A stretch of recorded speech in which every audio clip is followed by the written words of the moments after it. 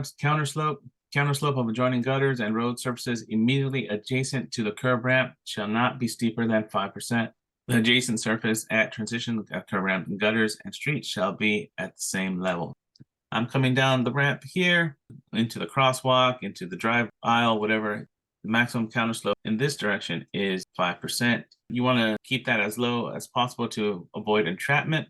And also, you don't want these ramps to accumulate a bunch of water either, but mostly for entrapment. You want that smooth transition between the curb ramp surface and the adjoining surface, or those wheelchair caster wheels there in the front. You don't want them to turn or bend, especially with somebody having downward momentum coming down the ramp and get their wheels stuck there, possible tipping over or falling out of their mobility device.